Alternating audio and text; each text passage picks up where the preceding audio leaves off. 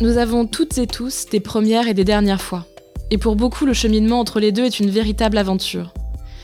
J'ai décidé de rencontrer des inconnus, ou presque inconnus, de partager avec elles et eux ces confidences intimes et de mesurer l'évolution de leurs désirs entre la première et la dernière fois. Félos a une vingtaine d'années. Il est étudiant dans l'administration publique de santé. C'est un authentique passionné de cinéma qui fait également très attention à son apparence, ou alors il a juste beaucoup de goût, sans faire d'efforts. Il est actuellement célibataire. Son sourire franc donne instantanément envie de partager des confidences. Cette fois, c'est lui qui a accepté de se confier.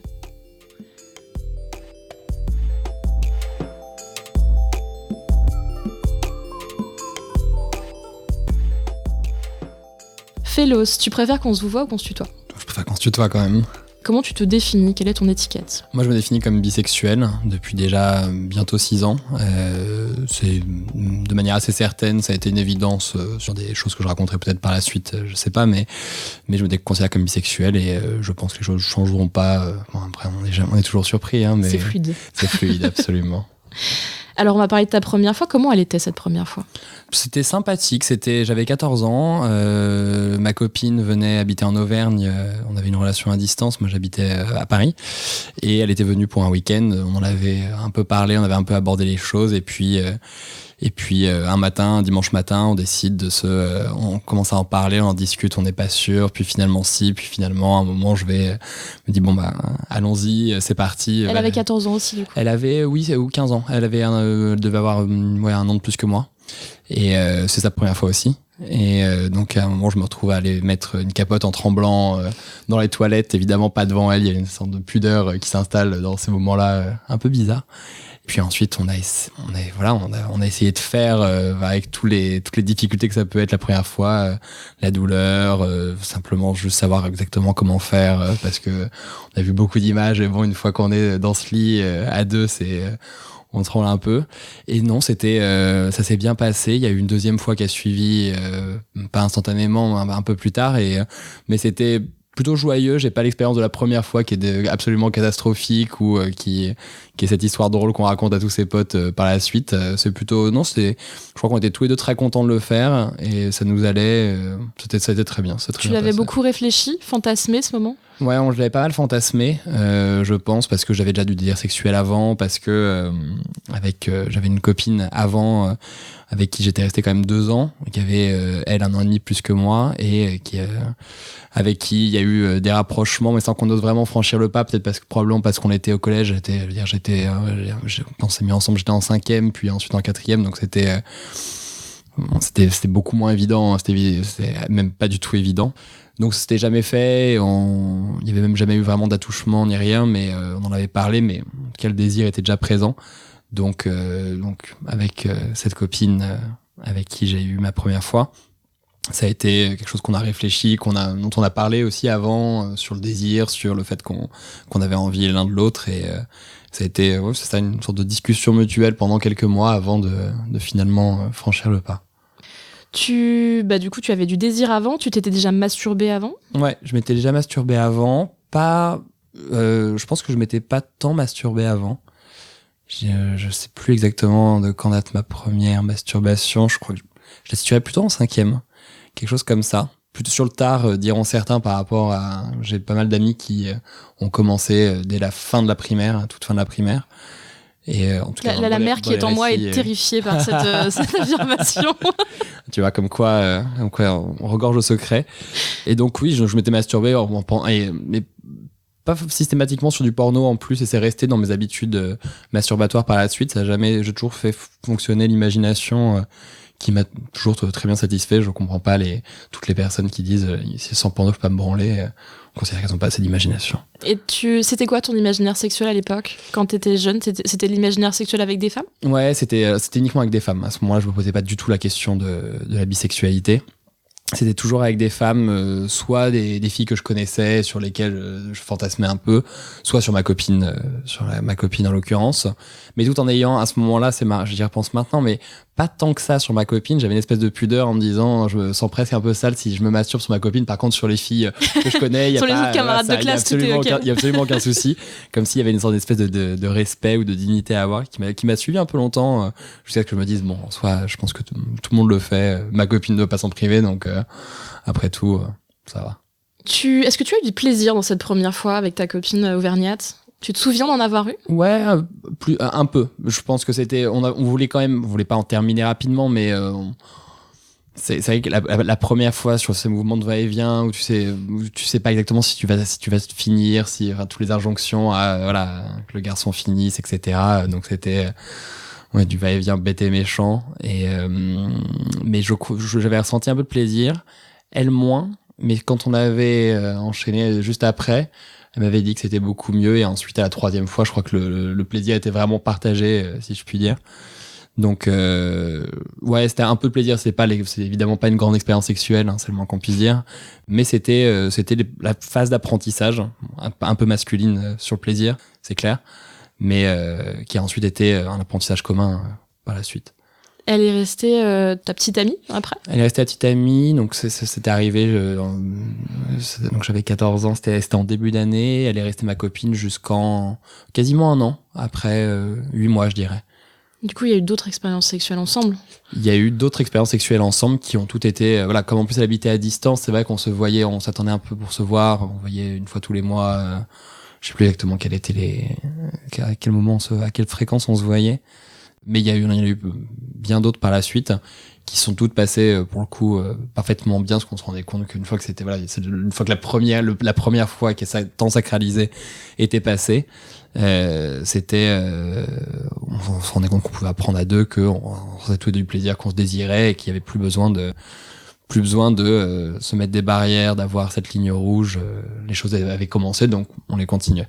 T'avais le sentiment que c'était quelque chose qui ne ferait que s'améliorer, qu'il y avait beaucoup de choses à découvrir, c'était quelque chose de joyeux du coup. J'étais assez... dès le début, je me disais... Enfin, sur la première fois, on se dit tout ça pour ça, alors, mais en fait, parce que c'est la première fois, et en fin de compte, au fur et à mesure, tu te rends compte rapidement qu'il y a une marge de progression, une marge de manœuvre qui est évidente. On ne sait pas...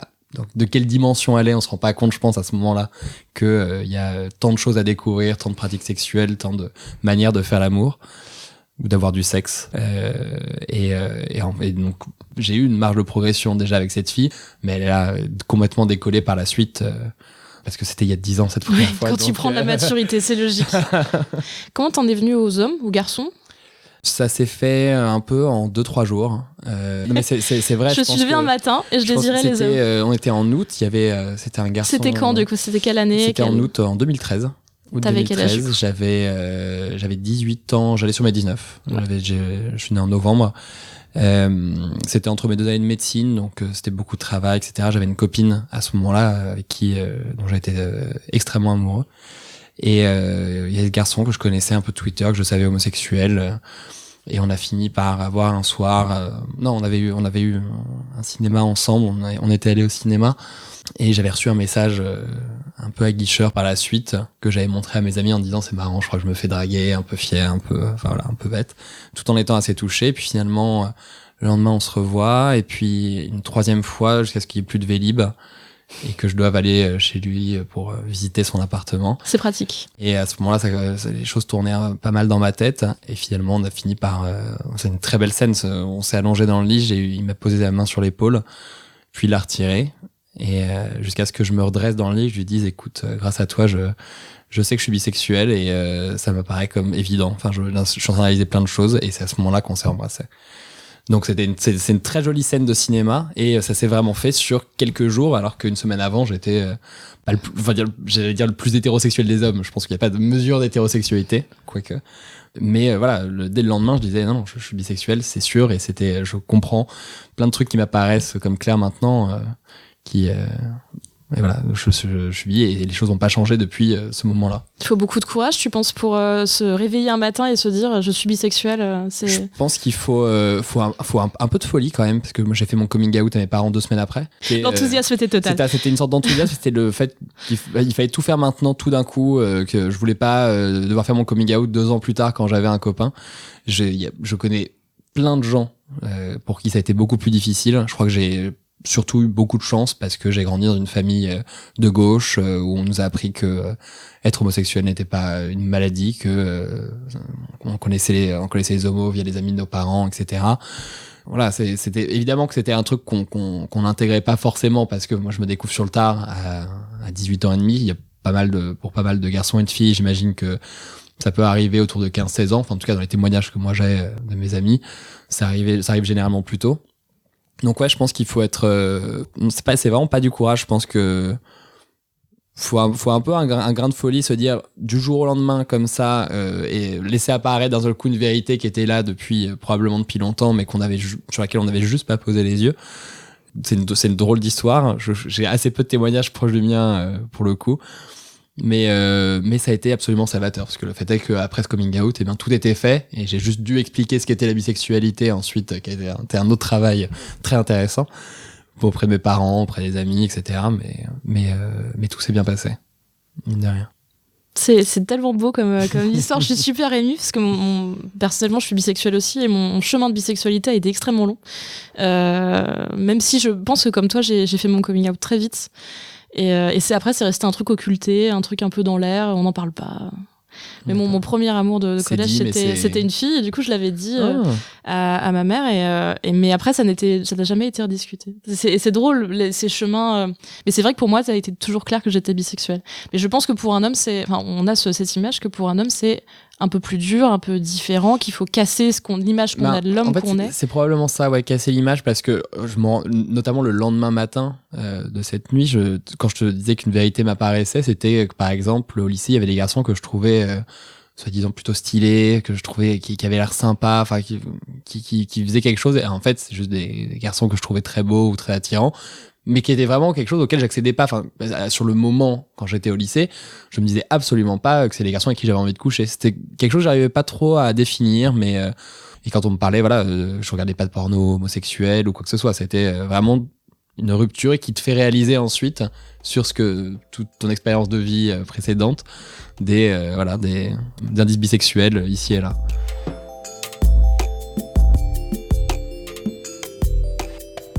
On va passer à une petite série de questions pour se connaître un peu mieux, si tu veux bien. C'est sur le modèle du jeu à boire Je n'ai jamais, sauf qu'on ne boit pas. Et c'est plutôt J'ai déjà. Tu vas me dire à quoi ça te fait penser, à brûle pour point, comme ça. On va voir s'il y a des choses qui ressortent. Donc j'ai déjà sodomisé un ou une partenaire. Oui. Il faut répondre du tac au tac, oui. J'ai déjà eu des soucis avec du matériel.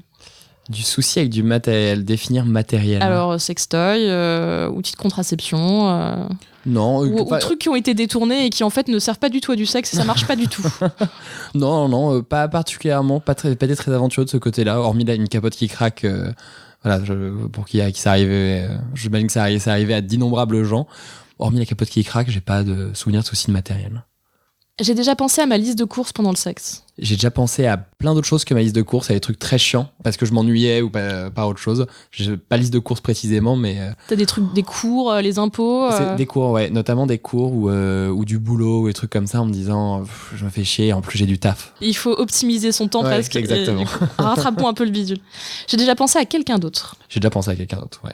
C'est déjà arrivé, pas souvent, mais sur des moments de sexe intense ou des moments après des phases difficiles, d'un seul coup, l'image de quelqu'un qui revient en tête et qui a du mal à se détacher. Alors, je vais t'offrir une question spéciale pour toi, parce que du coup, ami bisexuel, tu as le droit à une autre question. J'ai déjà pensé à quelqu'un d'un autre genre pendant le sexe. Ah, c'est une bonne question.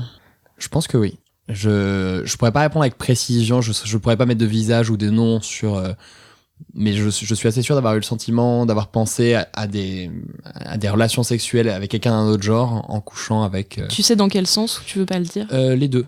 Pour le coup, vraiment, je dirais les deux. Je me suis déjà masturbée dans des endroits pas prévus pour. Oui. Qu'est-ce qui est Si j'ai déjà fait ça j'ai déjà fait ça une fois dans les toilettes d'une gare par une sorte de désir sexuel absolu d'un coup, une sorte de pulsion, et tu dis, je crois que il faut que j'aille faire ça, et voilà. Donc les toilettes de lieu public. Les toilettes de lieu public, voilà. Pas Sinon, au travail, jamais, à la fac. Jamais au travail, jamais à la fac. Je réfléchis si j'ai eu des endroits un peu plus amusants. Même pas dans la nature, je crois. Non, mais pratiques masturbatoires ont toujours été assez privés, globalement, et réservés pour moi. Chez toi, tranquille. C'est ça, chez moi, tranquille.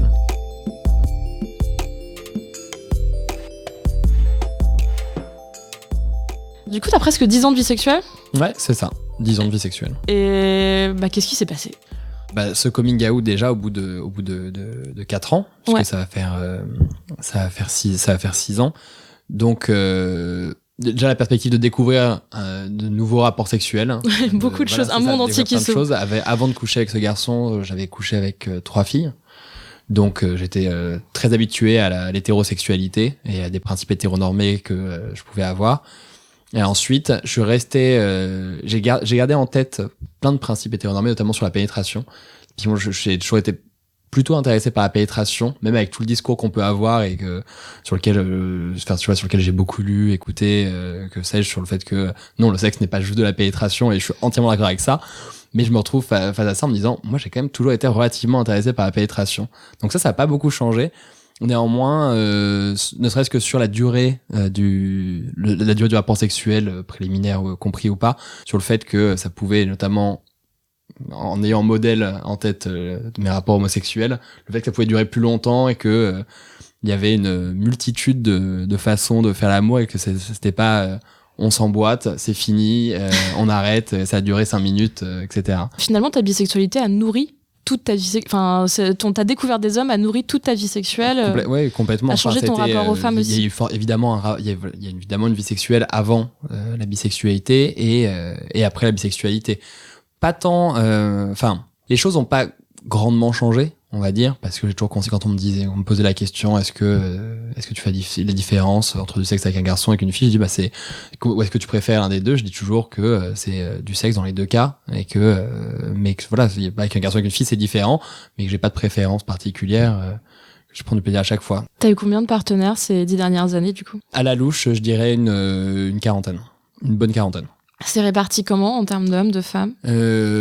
C'est environ une dizaine de filles, un peu moins, et le reste de garçons. Parce que c'est plus facile ? Parce que t'en as plus envie ? Honnêtement, c'est parce que c'était plus facile. Parce que le hook-up avec les garçons via les applications ou via les réseaux ont toujours été plus simples, parce que j'imagine que les homos ont aussi déconstruit complètement tout ce qu'on pouvait imaginer de la relation sexuelle qui devait suivre un date ou des choses comme ça, 1, 2, 3 dates, etc. Et je me suis toujours posé la question, typiquement, est-ce que les lesbiennes avaient autant de facilité que les gays pour coucher, enfin, en tout cas, avoir un rapport au sexe qui était beaucoup plus apaisé, beaucoup plus simple que chez les hétérosexuels, où j'ai toujours l'impression qu'il y a une espèce de travail à faire permanent avant de commencer à coucher. Alors il y a les coups d'un soir, je veux dire, j'imagine que c'est arrivé à plein de gens, mais j'ai toujours considéré qu'il était plus facile de coucher avec des garçons qu'avec des filles. Tu pratiques pas forcément le coup d'un soir avec les filles ? Non, non, mais comment dire, c'est que si ça m'arrivait, parce que j'en ai envie, parce qu'on en a envie, parce que ça arrive un soir comme ça en rentrant, évidemment que je le ferais, mais simplement que j'ai eu moins d'occasions, les occasions ont été, se comptent sur les doigts d'une main, je pense, alors qu'avec des garçons, ça a été, et puis c'était évident, c'était genre, on rentre chez toi, oui, allez, voilà. Tandis qu'avec d'autres moments, c'était plus, ciao, chacun rentre chez soi. Comment ça s'est réparti au niveau des couples ? Tu t'es mis en couple avec des gens, j'imagine ? T'as été en couple avec un homme, des hommes ? J'ai été en couple avec des hommes, j'ai eu deux copains. J'ai eu 2 copains, le premier avec qui j'en ai été en couple 2 fois un mois, l'autre avec lequel j'ai été en couple pendant environ 1 an, à peu près. C'était de 2015 à 2016. Ensuite, j'ai eu des copines, depuis 2016, j'ai eu des copines du célibat, beaucoup de célibat aussi, mais j'ai eu des copines. Non, donc oui, j'étais en couple ces dernières années. Moi, j'ai toujours eu, l'image que je me fais du rêve, c'est rencontrer quelqu'un qui est l'âme sœur avec qui je reste toute ma vie et tout va bien. Voilà, c'est homme ou femme, tu n'as pas de préférence homme ou sur cette femme. question. Vraiment, fut un temps. Je pense que dans les choses qui ont évolué, fut un temps, notamment quand j'étais en couple avec ce mec avec qui je suis resté 1 an. Je me posais la question de la pérennité de notre relation, dans l'idée d'avoir des enfants ou des choses comme ça, que ce serait peut-être plus facile avec une fille. Est-ce que j'étais vraiment prêt à être en couple, et c'est des choses qui sont passées assez rapidement avec l'amour, enfin sur le simple fait d'être amoureux, de me dire c'est bon, je peux être amoureux d'un garçon, et je comprends que voilà, il faut pas se poser ces questions-là, sinon c'est peut-être un peu faire le jeu des homophobes. Enfin voilà, c'est une réflexion que t'as petit à petit. Donc maintenant non, je vais être en couple avec le garçon ou la fille qui me rendra absolument heureux, et j'ai absolument aucune préférence de ce côté-là. Est-ce que tu dragues pareil les hommes et les femmes du coup? Je pense. Enfin, en tous les cas, j'essaie d'avoir le même potentiel de séduction, ou les mêmes, que ce soit de la drague par réseau, donc via du texte, ou de visu, et donc à travers certains gestes, certains regards, etc.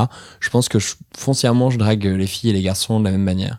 Alors généralement, il y a toujours un moment où arrive où je dois mettre la bisexualité sur la table en disant bon, il faut quand même que je te dise un truc, c'est que je suis bisexuel quand ça vaut le coup. Si c'est juste de la drague pour coucher, bon, si ça peut arriver dans le débat, parce que ça peut être pour raconter sa vie, de dire bah voilà, par ailleurs moi j'aime les garçons et les filles, mais non, je drague les filles et les garçons de la même manière. Tu parles de ta bisexualité avec les gens avec qui tu espères te mettre en couple ou que tu espères connaître un peu mieux. T'as eu des réactions négatives déjà? Pour l'instant, aucune.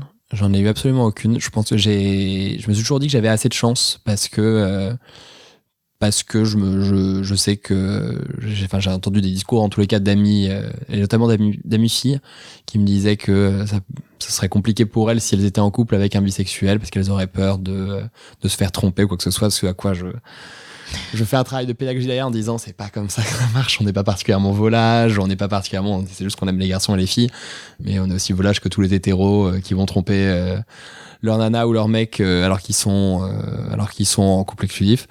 Donc j'ai jamais eu de réaction négative. Pour les garçons c'est plus facile parce que il y a un environnement queer LGBT qui fait qu'ils sont plus habitués. Pour les filles purement hétérosexuelles, je suis jamais sorti avec de filles bisexuelles. Mais pour les filles hétérosexuelles, j'ai eu des retours comme quoi ah non, il y a aucun souci, j'ai aucun problème avec ça. Probablement parce qu'on est en 2019 et que du coup les choses ont un peu évolué. Je sais pas si les choses étaient exactement les mêmes il y a 10 ans, mais après il y a peut-être une question de milieu aussi qui joue.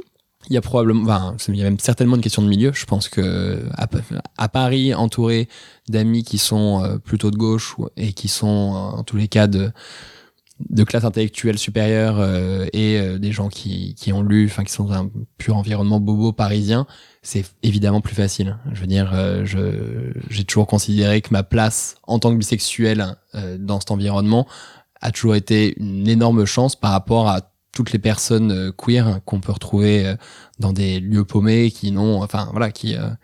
pour qui je pense c'est beaucoup plus difficile, et le coming out et l'acceptation de soi et le fait de rencontrer des gens, ça brasse plein de choses. C'est ce que tu disais sur ta famille qui a très bien réagi à ton coming out. C'est ça. C'est pas évident partout ils ont eu un deuxième, celui de ma sœur en plus derrière, donc ça a été super. Enfin voilà, ils commencent à s'habituer. Bisexuel aussi du coup. Bisexuel aussi sur un spectre lesbienne comme tu me disais tout à l'heure, mais bisexuel oui.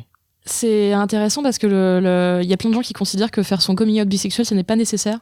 Parce que tant qu'on est en couple avec quelqu'un d'un autre genre, en l'occurrence, quand on est un homme qui est avec une femme, on n'a pas besoin de devoir faire son coming out bisexuel. C'est ce qu'on avait pu me dire, et je trouve ça parfaitement stupide, parce que si on a envie de parler, si on a juste simplement envie de se décrire et de décrire ce qu'on est, ça peut être, un hétérosexuel dira je suis un tel qui j'ai telle vie, j'ai tel métier, machin. Moi je dis je me définis comme étant quelqu'un de bisexuel et que je veux pas qu'on le découvre à la suite de quelque chose, et j'ai besoin de faire un coming out, de dire j'aime les filles et les gars. Quand j'avais fait mon coming out à mes parents par exemple, je leur avais dit je suis en couple avec une fille, mais je vous dis dès maintenant que je suis bisexuel, parce que peut-être qu'un jour je voudrais avoir un garçon et que je veux pas que vous le découvriez à ce moment-là. Je vais pas vous mettre face au fait accompli, je vais vous dire non, je suis bisexuel, j'ai pas besoin de vous le prouver pour l'instant parce que j'ai une copine, mais il faut que vous sachiez, et si un jour je ramène un garçon, vous serez au courant.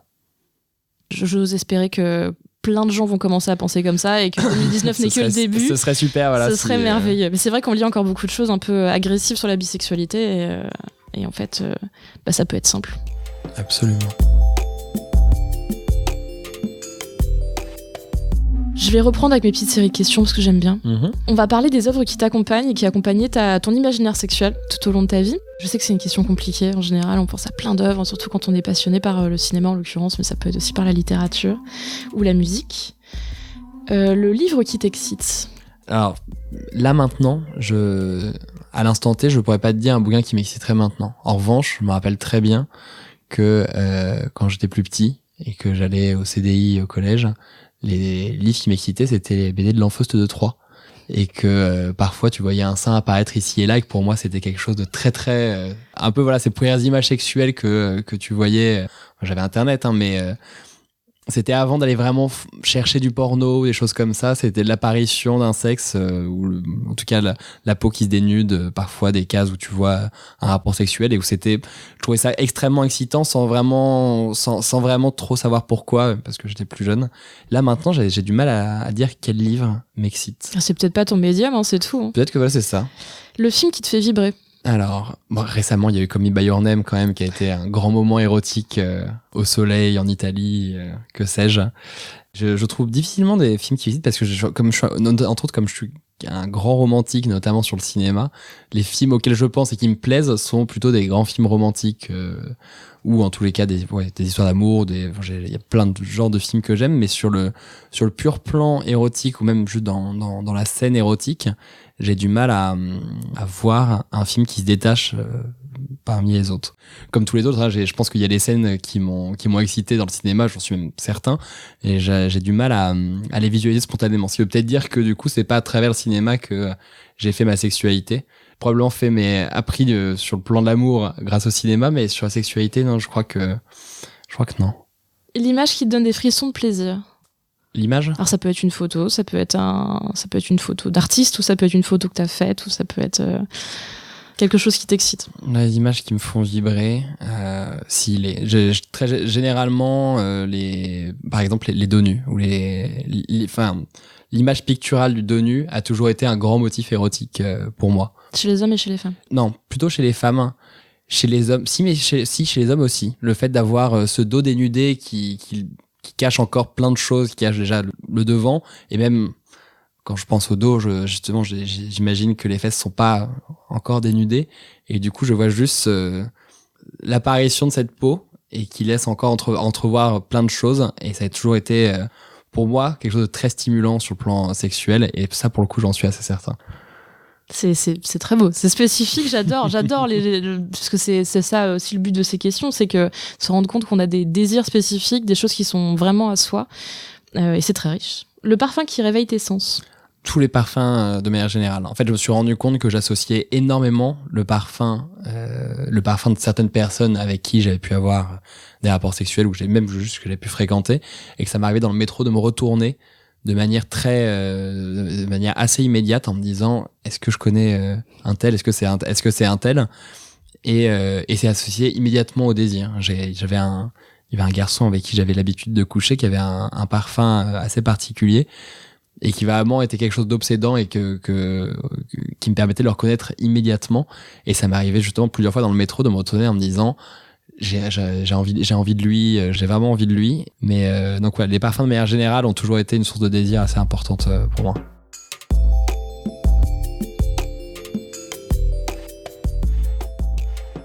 On va parler de la dernière fois. La dernière fois, c'était quand? La dernière fois, c'était il y a 24 heures. Donc c'était c'est pas plus tard qu'hier soir.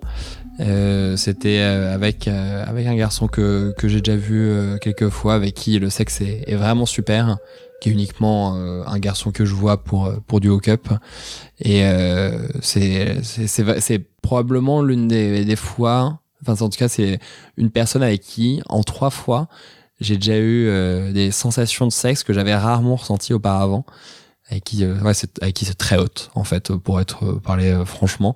Donc ça a été ça a très bien marché la première fois. On a recommencé une deuxième, là c'était la 3e. Je crois que ça doit faire 2 mois que je l'ai rencontré, quelque chose comme ça, et ça s'est très bien passé parce que à 24 ans, en ayant choisi mes partenaires sexuels, je considère que normalement je risque pas d'avoir de mauvaises surprises, sauf sur un premier. Voilà, c'est ça, c'est qu'on peut toujours avoir de mauvaises surprises, ça arrive. J'allais te demander si c'était bien, mais en fait, tu me dis à quel point c'était super. Je suis trop ravie pour toi. J'adore quand les gens me racontent des belles histoires de sexe aussi. Je partage leur bonheur, c'est très enthousiasmant. J'ai une question par rapport à ta première fois. Est-ce que tu as le sentiment de donner plus de plaisir maintenant à tes partenaires qu'avant ? Est-ce que tu t'es posé la question de ce que t'apportais plus maintenant à tes partenaires ? Évidemment. Surtout dans le rapport hétéronormé que je pouvais avoir avant, qui était l'idée qu'un coït était fini quand un garçon finissait par éjaculer. Tandis que maintenant, ça a été très progressif. Je pense que de toute façon, les gens commencent comme ça, plus jeunes, en tout cas au moment de leurs premières expériences, parce que on sait pas faire, parce qu'on sait pas exactement de quoi on est capable, les gestes qu'on peut avoir. C'est encore très mystérieux quand on commence. Et en 10 ans, le plaisir du partenaire est devenu au moins aussi important que le plaisir que je pouvais avoir, voire plus important. L'idée étant que faire l'amour se fait à deux, ou à plus d'ailleurs, ou à plusieurs. Hein. Mais que ce qui est intéressant, c'est Léos Carax qui, dans Un mauvais sang, fait dire à un de ses personnages « Si tu vois des étoiles dans mes yeux, c'est que je vais jouir ». Est-ce que tu as l'impression que ta sexualité avec les hommes a nourri celle avec les femmes et réciproquement ? Est-ce que tu as l'impression que ta bisexualité est une force, entre guillemets, quelque chose en plus qui a nourri ta personnalité fatalement, mais qui a aussi nourri tes gestes sexuels, ton rapport à la sexualité Ouais, je pense sur des détails intimes, je sais pas, enfin c'est quelque chose que je saurais pas véritablement expliquer, mais je sais que sur des discussions d'oreiller par exemple, ou sur des choses qu'on peut se raconter ou pour se stimuler sexuellement, je me rends compte que cette sexualité qui a du coup deux versants, à deux versants qui ont communiqué l'un avec l'autre de manière un peu abstraite, qui se fait sans qu'on s'en rende compte, sur des gestes, sur des manières de faire, sur des caresses, sur des baisers qu'on apprend avec une fille, qu'on reproduit avec un garçon, et vice versa. J'ai pas de détails spécifiques à donner, je peux pas les donner, mais je sais dans le fond que vraiment c'est une sexualité qui fait communiquer de toute façon deux genres différents, et qui du coup inévitablement fait que ces gestes justement sont un peu transfuges et grandissent parce que justement en étant bisexuel, tes gestes et ta manière de faire l'amour se développent à travers les partenaires que tu peux avoir, mais aussi à travers les genres, et sur le fait que tu peux rencontrer des garçons puis des filles, ou alors je pense que justement t'as pu rester toute ta vie avec une fille et ensuite avoir l'expérience sexuelle avec un garçon, et que c'est ta première fois ou ta deuxième fois avec un garçon, tout en sachant que t'es bisexuel depuis une vingtaine d'années, et que toute ta sexualité accumulée par avant avec cette fille va nourrir ton moment de sexe avec ce garçon, et ce sera probablement super, ça sera peut-être nul aussi parce que c'est peut-être juste un mauvais coup, mais ça a forcément de l'importance. On te l'a jamais dit ? On m'a déjà dit que les bisexuels étaient des bons coups. Donc j'étais très flatté pour mon orgueil, c'était super. Mais c'était quoi ? C'était une femme qui te l'a dit ? C'était un homme ? C'était une femme et c'était un homme. Une femme qui m'avait dit c'était le deuxième bisexuel avec qui je couche, et c'est vrai que c'est super. Et un autre homme qui m'avait dit, qui m'avait fait la remarque en disant c'est dingue. Est-ce que c'est peut-être parce que t'es bisexuel, mais du coup t'es vraiment un bon coup. Donc on m'a déjà fait la remarque comme ça, mais je pense pas que ce soit. De toute façon, il y a absolument aucun schéma qui est écrit. Enfin, je pense on peut être hétérosexuel, homosexuel, bi, et je pense que vraiment il y a pas de schéma défini. On peut être excellent au lit, ou on peut avoir sa sexualité qui nourrit notre manière de faire l'amour, mais il n'y a pas d'éléments précis en tous les cas qui permettent de juger qu'une sexualité. De quantifier. Voilà. Mais tu penses que c'est important de développer ta sexualité, connaître ton désir, ton imaginaire sexuel, le nourrir.